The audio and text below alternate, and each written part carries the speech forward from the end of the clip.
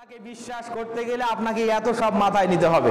এবার আসেন, আমি কিতাবের কথা বাদ দিলাম, মালাইকাতের কথা বাদ দিলাম, বর্তমান সময়ে একটা কঠিন প্রেক্ষাপট শুরু হয়েছে।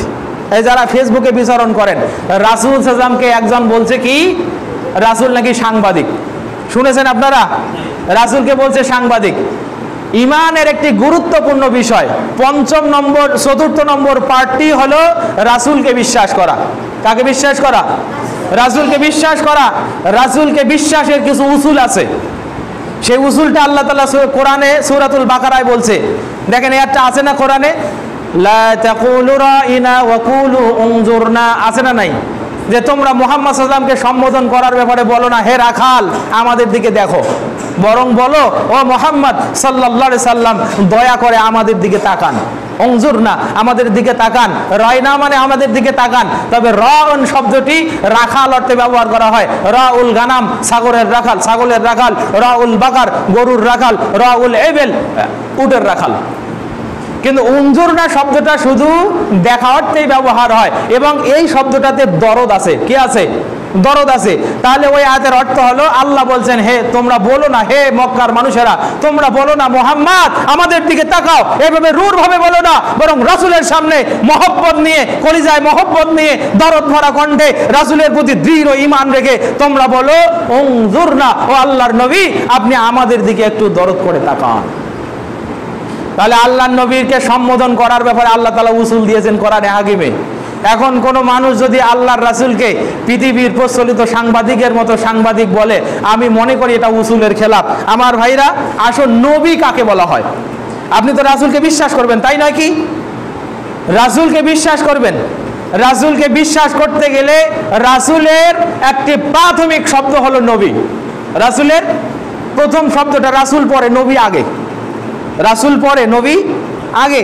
মৌলিকভাবে সকল রাসূলেই নবী, সকল রাসূলেই নবী, কিন্তু ফারাক করা হয়েছে উসুলের কিতাবগুলোতে। সকল রাসূল মানে সকল নবী রাসূল নন, এটার একটু পার্থক্য আছে। তবে নবী রাসূলকে বোঝাতে মৌলিক যে শব্দটা ব্যবহার করা হয় সেটা হলো নবী। দেখেন, নবী হলো এটার একটি সমার্থক আরবি শব্দ আছে মুখবিরুন, যিনি বার্তা বাহক, এটা সমার্থক শব্দ। তবে এ কথাও চিরধার্য, আমাদেরকে মানতে হবে যে কোনো একটি শব্দ হাকিকাতান অন্য শব্দের প্রতিকায়িত নয়। যেমন আমি যদি একটি শব্দ এখানে ব্যবহার করি সমার্থক শব্দ হিসাবে, এইটার অর্থ মিন করার জন্য আর একটা শব্দ ব্যবহার করি, আসলে এই দুইটা শব্দ হাকিকাতান এক শব্দকে আর এক শব্দের প্রতীকী অর্থে ব্যবহার করা যায় না।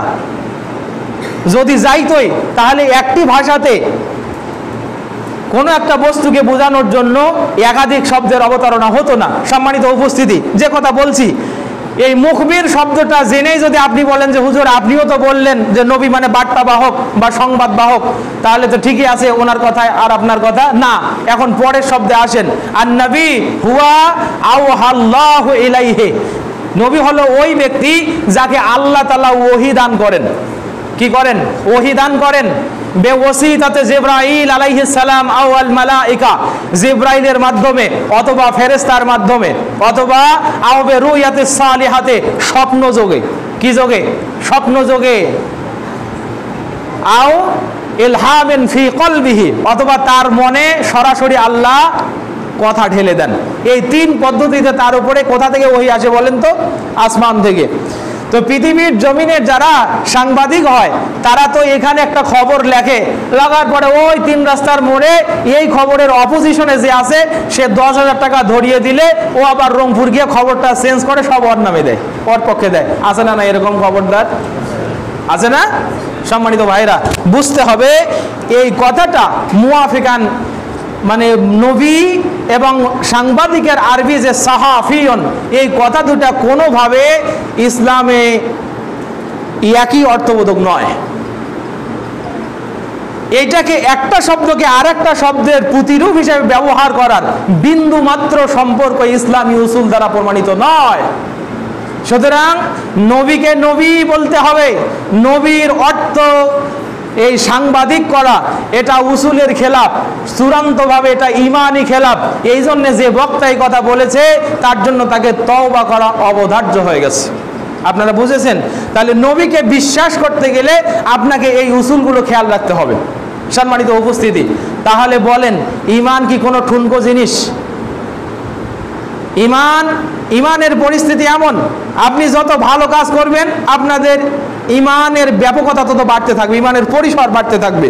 কিন্তু ওয়ায়ানকুসু বিল মাসিয়া, খারাপ কাজ করবেন, নোংরা কাজ করবেন তো ঈমান কমে যাবে।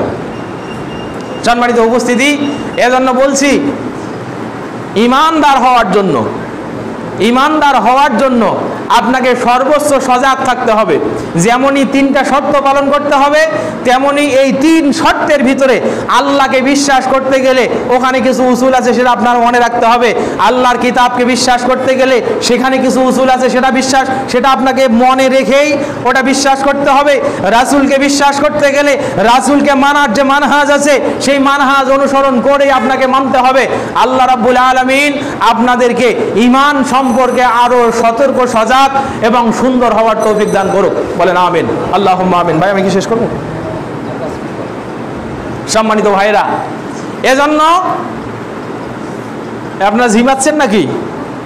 সম্মানিত উপস্থিতি, দেখেন আপনার ঈমান ধ্বংস করার জন্য এই সমাজে যার পর নাই কিছু দাজ্জালের আবির্ভাব হয়েছে। আপনারা কি চেনেন এদেরকে? ওই কিছুদিন আগে রংপুরে ঘুরতে ঘুরতে বলছিল, রাস্তায় হাঁটতে হাঁটতে যদি তুমি কোনো কি বলে একটা সুন্দরী মহিলাকে দেখো, দ্যাটস এনাফ ফর ইউ। আচ্ছা ভাই, দ্যাটস এনাফ ফর ইউ মানে আপনি একটা সুন্দরী মহিলাকে রাস্তায় দেখেছেন, দেখে যদি বলেন সুবহানাল্লাহ, কত সুন্দর আল্লাহর সৃষ্টি, ওর দিকে তাকিয়ে সুবহানাল্লাহ বলা জায়েজ আছে? আপনি বলছেন হুজুর কথা তো ভালো, আল্লাহর সুন্দর সৃষ্টি দেখেছি, আমি সুবহানাল্লাহ বলছি। আপনার ওই হুজুর আপনাকে এইটাই শিখেছে। রাস্তায় তাকিয়ে যদি দেখেন কোনো সুন্দরী মহিলা যাচ্ছে, আপনি মনে করবেন দ্যাটস এনাফ ফর ইউ, এটা আপনার জন্য যথেষ্ট। সম্মানিত ভাইয়েরা, এটা হলো ঈমানহীন মানুষের কথা। অথচ ওই হুজুরের লক্ষ কোটি কোটি মানে লাখ লাখ ফলোয়ার শুধু রংপুরের জমিনেই আছে।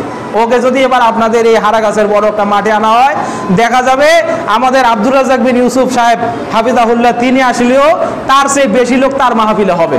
আমি নাম টানতে চাই না, যে কথা বলছিলাম সম্মানিত উপস্থিতি, তাহলে এই কথাটা যে কোরআন এবং হাদিস বিরোধী, আমি আপনাকে একটা হাদিস শোনাই। হাদিস খানা আসছে, পৃথিবীর জমিনে বিখ্যাত একটা তাফসির গ্রন্থ আছে, তাফসিরে কোরআনুল আজিম, কোরআনে আজিমের বিখ্যাত তাফসির ইবনে কাসির, 24 নম্বর সূরা নূর এর 31 নম্বর আয়াতের তাফসিরে আল্লামা ইবনে কাসির রাহমাহুল্লাহ হাদিস খানা আনছেন। হাদিস খানা কি? আল্লাহর রাসূল সাল্লাল্লাহু আলাইহি ওয়াসাল্লাম বলছেন, আইয়ুমা রাজুলিন নাজারা ইলা মাহাসিন ইমরা, কোন ব্যক্তি যদি রাস্তায় চলতে চলতে কোন সুন্দরী মহিলাকে দেখে, মাহাসিন ইমরা মানে একদম চমৎকার সুন্দরী মহিলা, কোন সুন্দরী মহিলাকে দেখে, সুম্মা গজ্জা বাসারাহু, এরপরে নিজের দৃষ্টি যদি নিম্নগামী করে, আখলাফাল্লাহু ইবাদাতান ইয়াজিদু হালাওয়াতুহা, আল্লাহর নবী দরদের মুখে বলেন, দরদি কণ্ঠে বলেন, ওই ব্যক্তিকে, ওই যুবককে, ওই মহিলাকে দেখে নজরটা নিম্নগামী করার কারণে পৃথিবীর জমিনে আল্লাহ তার দ্বারা এমন সুন্দর সুন্দর কিছু ইবাদত করাবেন, এমন সুন্দর ইবাদত করার সৌভাগ্য তার হবে যে ইবাদতের মিষ্টতা সে পৃথিবীর জমিনেই অনুভব করতে থাকবে। বলেন সুবহানাল্লাহ।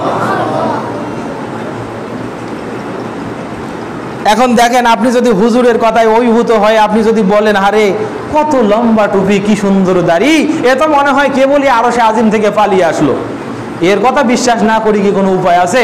যা বলছে সব কোরআন হাদিস থেকে বলছে। যাক, এখন রাস্তায় সুন্দরী মহিলাকে দেখবো আর সুবহানাল্লাহ পড়বো, যাবে? ঈমান চলে যাবে না? আপনার বিশ্বাসে ঘাটতি পড়ে যাবে, আপনার ঈমান কমে যাবে। আল্লাহ রাসূল সাল্লাল্লাহু আলাইহি আলীকে বলছেন, আলী শোনো, লা তুতবিউন নাজরাতুন নাজরাতা, তোমার প্রথম দৃষ্টি যেন দ্বিতীয় দৃষ্টিকে অনুসরণ না করে। কেন? ফাইন্না লাকাল উলা ওয়া লাইসা লাকাল আখিরা, তুমি একটা সুন্দর মহিলা, এই যে নজরুল ফুজাদ হয়, এটাকে নজরে ফুজাদ বলে, আকস্মিক দৃষ্টি পড়ে যায় কোনো নোংরাতে, তো সঙ্গে সঙ্গে দৃষ্টিটা নিম্নগামী করতে হবে। আপনি যদি এরপরে মনে করেন যে আরে প্রথমবার দেখছি কত সুন্দর, আর একবার তাকাই। আল্লাহ রাসূল ওই কথা বলছেন, প্রথম দৃষ্টিটা তোমার ছিল, কিন্তু দ্বিতীয়বার যদি নফসের খায়ের সাথে তুমি দ্বিতীয়বার আবার যদি তার দিকে তাকাও, এই দৃষ্টি তোমার নয়, এটা হলো শয়তানের দৃষ্টি। কার দৃষ্টি? শয়তানের দৃষ্টি। এই দুটা হাদিস থেকে যতটুকু বললাম, বলেন তো হুজুর কি ওই কথা ঠিক বলছে নাকি ভুল বলছে? হ্যাঁ, ভুল বলছে। তাহলে হুজুর যে লক্ষ লক্ষ মানুষ তাকে ফলো করে, ওই মানুষগুলোর ইমানের কি অবস্থা হবে? ওই মানুষগুলো কোথায় যাবে? ওই মানুষ যদি হুজুরের কথায় আকর্ষিত হয়ে এইভাবে রাস্তায় সুন্দরী মহিলাকে ফলো করতে থাকে, তার কি অবস্থা হবে আল্লাহু আলাম। সম্মানিত ভাইরা, এজন্য বলছি, শুধুমাত্র দাড়ি টুপি আর জুব্বা দেখলেই কারো কথায় বিমোহিত হয়ে যাবেন, এটা আপনার ঈমান আপনাকে শিখায় না। এটা আপনার ঈমান আপনাকে শিখায় না।